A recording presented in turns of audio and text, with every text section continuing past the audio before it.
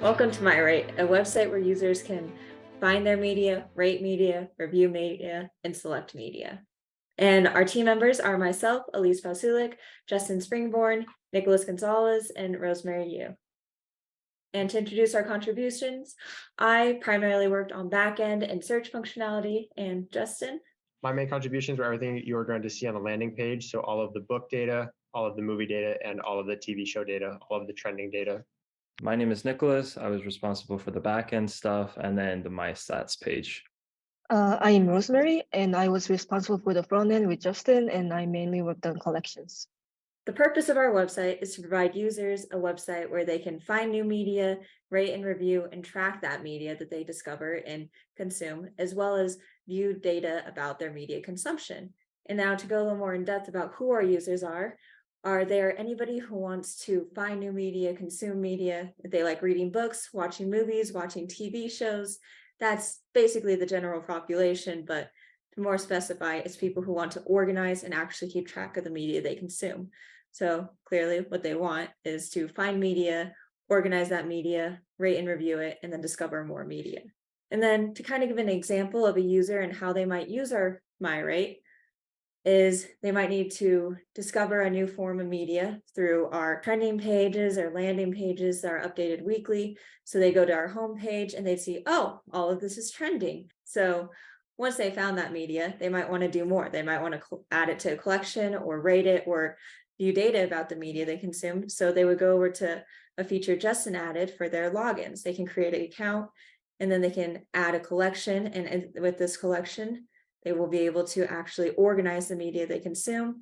And then through their My Stats page, as we will see later on in the demo, they will now be able to actually view data about that media consumed and add it to their collections, and they can search for more media as well.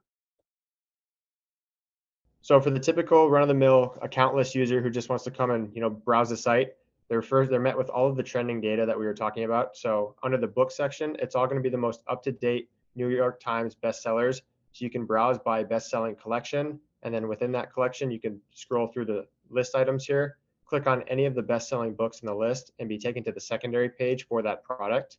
And on that secondary page, you're going to see the product information, so title, author, publisher, ISBNs, all of that. And then you have links underneath of the book that'll redirect you to those sites to purchase that book. It'll take you to the external sites, Amazon, Apple Books, all of the main popular ones, and you'll be able to purchase that book from those external sites. And then for our movie and TV users, or those people who are not so inclined to read books, we have the same collections here for movies and TV, but it's going to be up to date as of like this time right now. So it's going to be the most trending books and movies, or TVs and movie shows for today. And then underneath there, just like kind of Netflix and Hulu does, you have your related titles. So you can just continue to scroll through everything that's kind of related to what you're looking at, and you'll just get caught in that endless cycle like these other competitors are doing. So if you click on one of the related titles, you'll be able to just continue to cycle through anything that's related to the current title you're looking for, and it all repopulates. So now if a user has gone to that secondary page, as you can see, there's all the information that Justin mentioned, but you can also view the average rating. If you hover over the stars, you get first the visual and then the actual data amount of the average rating. You get the number of reviews to also see how popular that novel or book or TV show is. Then if you scroll down, you can actually see the ratings from others, again with the visual views, and then you can respond to these ratings with new comments, which will update the page. Additionally, you can actually repost any of these. You can copy it to your dashboard, or you can open a new tweet and tweet about a review of a media if you would like. All right, so let's say the user now read this book and came back to the website. They can leave their own review and their own rating through this secondary page. So they can select their star rating and leave their comment and try posting the review. But it will not allow the user to do that yet because you're logged out right now. So we can go ahead and log in to the website. We'll use our custom account for now. So we can go back to our secondary page and try doing all that again. So give it our rating and review. And now the website will actually post this review to the database so that it's fetched every time you revisit the page. And say you like the book so much that you need to keep track of them in your own personalized collection.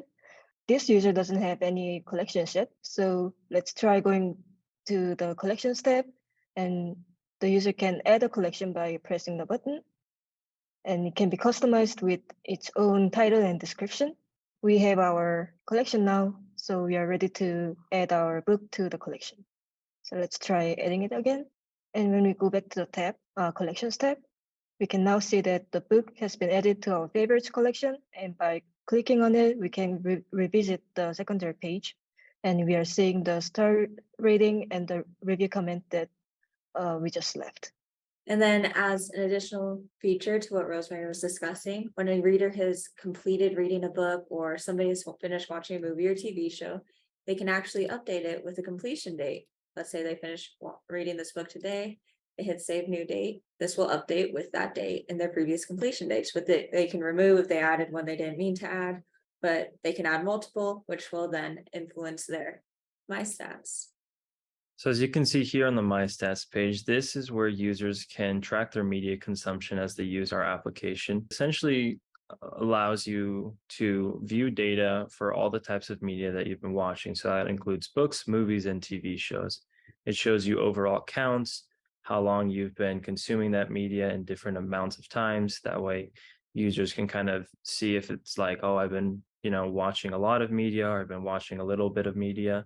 They can also set goals as well to make it more user-friendly. So if they have some kind of yearly goal of, I want to read, I want to watch, I want to do these many things this year, they can do that all in the My Stats page. Makes it very, very user-centered. Lots of positive reinforcement, lots of goal orientations, makes it super user-friendly as well, with all of our drop-downs and interactive graphs that update. And at the very bottom, with what Elise was just talking about, how you can add when you finished a completion date for a media, you can see there on the bottom, there is the completion date of when you actually did the review. Now, finally, let's say the user has completed their media and they're looking for a new book, movie, or TV show to consume.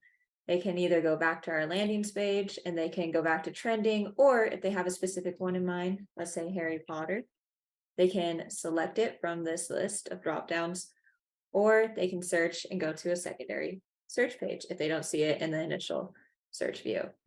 And now they can view these from here, which has just the list of overall movies, as well as TV shows, as well as books. And then from here, again, they can go to the secondary page and add all the features that we have previously discussed. And then finally, a user can view all of these features in a more condensed manner in their profile. They can view their about, they can edit it, they can see when exactly they joined the website, they can see their stats, they can view their collections. So for the technical aspects of this project, here's our architectural diagram. We made this application using the MERN stack. So that's MongoDB for our backend, React.js is our front end, and they're connected via Node.js and Express. Our APIs used are the New York Times API, the TMDB API. Those are our main ones for our landing page. That's our updated weekly media. For our search functionality, that utilizes the Open Library API as well as the TMDB API. And all of this is succinctly and concurrently saved on our backend, which is the MongoDB. So the technologies again we used the MERN stack. We used a lot of bootstraps and MUI components to build our application from scratch.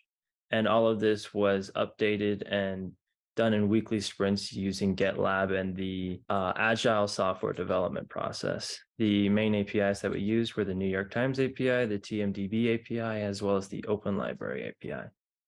Thank you for viewing MyRate. Hopefully you are interested in the project and you want to sign up for it. Please come down to the demo day, which is April 26th from 12:30 to 5:30 p.m. Can't wait to see you all there. Thank you so much.